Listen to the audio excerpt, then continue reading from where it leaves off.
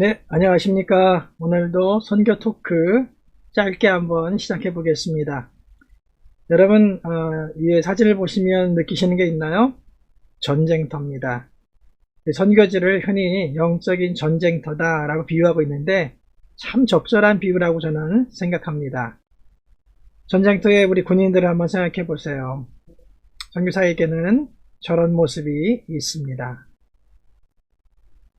군인들은 왜 전쟁터에 나가서 목숨을 거는 걸까요? 그것은 첫째, 군인들에게는 아주 귀한 큰 목표가 있습니다. 나라를 지키고 가족을 지키고 우리 국민들을 지키겠다는 정말 숭고하고 높은 정신이 있지요. 그래서 우리가 저렇게 전쟁터에 나가서 목숨을 걸고 전투를 실시하는 것입니다. 또 하나, 전쟁은 영화가 아니잖아요. 그래서 전쟁터는 참 지저분합니다. 보시면 아시겠지만 얼마나 지저분하고 저 뭐 흙 위에서 뭘 먹고 그렇잖아요. 먼지 흙으로 그냥 뒤집어 쓰고 이상은 높은데 현실은 너무 열악합니다. 이게 우리 전쟁터의 모습 아니겠습니까? 선교지도 맞습니다. 정말 선교에 그리스도를 위해서, 그리스도의 복음을 위해서 우리가 전 세계로 달려가고 나아가고 함께하고 있지만 그러나 선교의 현장은 녹록하지가 않습니다, 여러분. 그래서 선교 현장에서 먼지 뒤집어 쓰고 사기당하고 오해받고 또 거짓 그런 사기꾼들을 만나고, 왜냐하면 선교사님들이 외국 사람에다가 돈이 좀 있잖아요. 뭔가 하려고 하잖아요. 그러니까 또 얼마나 많은 사기꾼 같은 사람들이 달려드는지 모릅니다. 그런 것들을 다 이겨내고 우리가 선교를 해나가야 하는 것이지요. 그래서 사실 이 전쟁터와 영적 전쟁터인 선교는 굉장히 좋은 비유다. 저는 늘 그렇게 생각합니다. 오늘 전쟁, 또 군인, 또 선교사, 우리 그런 것에 대해서 한번 같이 생각해 보겠습니다. 저는 선교사들에게 이중적인 모습이 있다고 생각합니다. 하나는 정말 인자하고 사랑 넘치고 내 목숨까지 다 주겠다고 하는 그런 희생정신 있습니다. 그런 거 없는 선교사는 거의 없을 겁니다. 그런데 또 한편으로는 선교사에게 아주 강력한 의지가 하나 있습니다. 그건 뭡니까? 생존 본능입니다. 군인들하고 우리 선교사가 참 똑같아요. 군인들도 희생하겠다고 내 목숨 바쳐 지키겠다고 하는 각오와 숭고한 정신이 있는 반면에 또 다른 편에 뭐가 있어요? 나는 살아남아야겠다는 생존 본능이 있잖아요. 선교사님들에게도 이 숭고한 정신과 생존 본능이 같이 있습니다. 둘 다 강합니다. 매우 강합니다. 이것이 전쟁터의 상황인 것입니다. 그래서 한국에서 우리 흔히 그렇게 얘기하잖아요. 군인과 민간인. 아니, 엊그제만 해도 우리 집에 있던 아들이고 우리 동네에 있던 애고 우리 대학생이었는데 어느 날부터 그 사람은 뭡니까? 군인이고요. 우리는 민간인이. 딱 갈라지잖아요. 그래서 군인들이 3박 4일 동안 훈련을 하면서 전투화를 안 벗을 경우도 있어요. 발에서 뭐 냄새 나고요. 물집 잡히고 뭐 난리지요. 씻지도 못하고 3박 4일 동안 행군하고 전투화를 아예 벗질 못하니까. 그런데 우리 아무도 그 군인에 대해서 손가락질 안 하잖아요. 그렇죠? 아니 저거 왜 저래? 이런 말 안 하지 않습니까? 만약에 일반인들이 직장인이 3박 4일 동안 씻지도 않고 신발도 안 벗고 냄새 펄펄 나고 다니면 사람들이 다 웅성웅성 얘기할 거야. 저 사람 이상한 것 같아.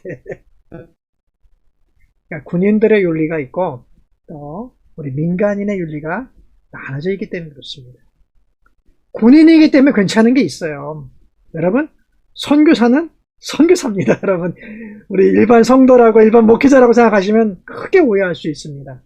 선교지의 상황이 너무나 다르기 때문에 선교사는 선교사의 윤리로 봐야 합니다. 일반 목회자의 윤리를 갖다 대놓으면요, 이거 오해할 게 너무 많고 힘들어집니다. 이것이 제가 오늘 여러분들과 함께 나누고 싶은 그런 주제입니다. 선교사의 이중성, 양면성, 이런 주제입니다. 돌교가 풀어하는 모습 보십시오. 얼마나 상황이 다르죠? 저렇게 뛰어나가면 다 총알 맞고 죽거든요. 그래도 우리 전우들은 서로를 지켜가면서 저렇게 뛰어나갑니다. 이게 군인이죠. 얼마나 긴박하겠습니까? 저 전투 속에서 머리만 대면 총알이 날라오는데 어떻게 머리를 들겠어요? 모두가 용맹할까요? 모두가 람보일까요? 아닙니다. 군에 가는 우리 친구들을 보면 다 평범한 우리들의 모습 아닙니까? 절대 람보가 군인대 가는 게 아니거든요. 절대 뭐 반에서 가장 용맹한 사람만 뽑아서 군대 가는 게 아니지 않습니까? 대한민국 남자들 누구나 군대에 다 끌려가지 않습니까? 그러니까 여러분, 군인들도 똑같이 온갖 성격과 온갖 뭐 내성적인 거 두려움 많은 사람 다 있다는 거죠. 선교사도 마찬가지입니다. 선교사도 목숨 걸고 선교하러 나왔지만 자기가 갖고 있는 본성적인 그런 모든 어려움들이 선교사에게 그대로 남아 있습니다. 그런 가운데 임무를 수행하고 있습니다, 지금. 네. 장지호 전투 때 모습인데, 얼마나 그 중공군들이 정말 개미떼 같이 달려들 때 저분들이 얼마나 놀랬겠어요. 아무리 쏘고 쏴도 계속 있는 거예요, 사람이. 예, 적군이. 그런데 여러분, 저렇게 전투할 때 우리 멘탈은요, 영화에 보면 그냥 그런 장면이 참 많이 나와요. 영화에 보면 어떤 장면이 많이 나오냐면 이런 거죠.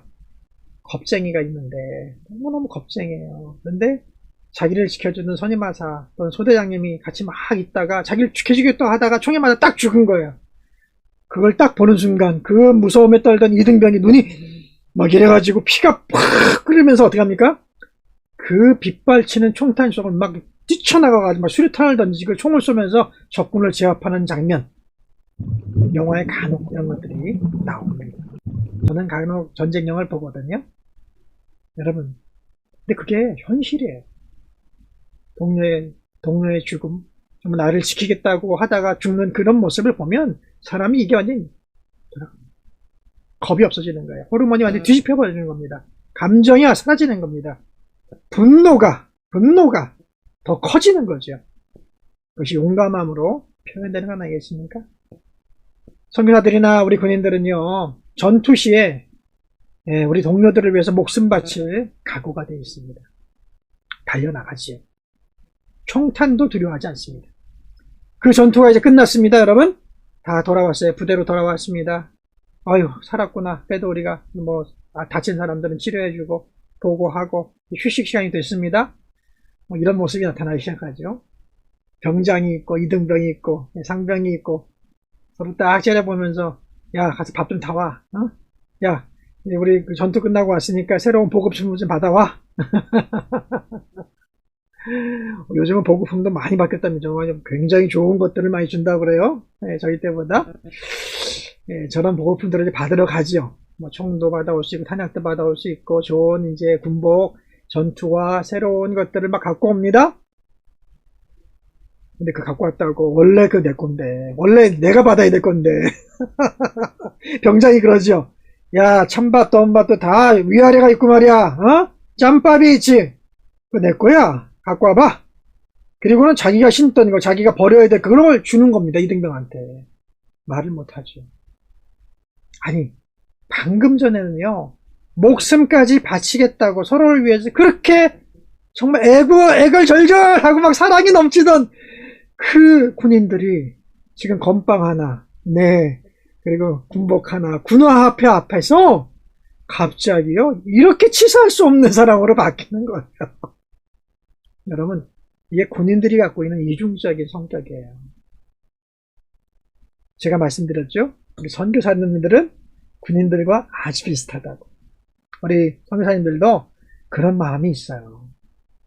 정말 핍박을 받고 어려움에 처하고 재난이 오고 정말 그 나라에서 쫓겨날 것 같은 막 어려움들이 있고 지금같이 코로나가 일어나고 이러면요, 누가 아프다 그러면 막 있는 거 뭐 다 갖다 주고요, 막 모금해 주고 같이 기도해 주고 뭐 내일처럼 그렇게 아파하고 얼마나 대단한지 모릅니다, 여러분. 그런데 갑자기 평온한 기가 오잖아요. 그리고 막 한국에서 손님들이 오고요, 단기팀들이 오고요, 뭔가 막 갖다 주기 시작하잖아요. 막 후원금을 갖고 오잖아요.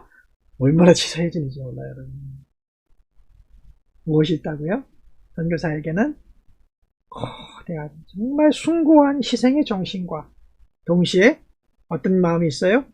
내가 살아남아야겠다는, 이 전쟁터에서 내가 살아남아야겠다는 생존 본능이 함께 있는 거죠. 그것도 작은 게 아니라 엄청 크게. 이런 것을 생각하지 않고 우리 선교사님들을 만나면요, 시험에 빠질 수가 있어요, 여러분. 초보 선교사들도 마찬가지입니다. 이런 것을 마음에 두지 않고 우리 선배 선교사님들을 관찰하다 보면 시험에 빠질 수 있어요. 그런 것들이 일반적인 겁니다. 그런데 어떤 선교사님들은 정말로 너무너무 사랑이 많으시고 인격이 훌륭하시고 막 자기 것도 후배들한테 나눠주고 돌봐주고 한다면요, 그분은 정말 최고. 전쟁터에는 영웅이죠, 영웅. 네. 일반적인 사람들은 그렇지 않아요. 심리가 그렇지 않습니다. 그럴 수가 없습니다, 여러분. 생존 본능이 우리를 사로잡습니다. 그것은 우리가 인정해야 돼요. 그러나 그것을 뛰어넘는 사람도 있어요. 사도 바울같이 뛰어넘고, 뭐 베드로처럼 뛰어넘고, 바나바처럼 뛰어넘고, 이런 분들은 당연히 우리가 존경하면 되는 겁니다. 그러나 그렇지 않고 숭고한 마음과 동시에 치사할 정도로 생존 본능이 강한 그 모습을 볼 때 우린 그것을 비난하면 안 됩니다, 여러분.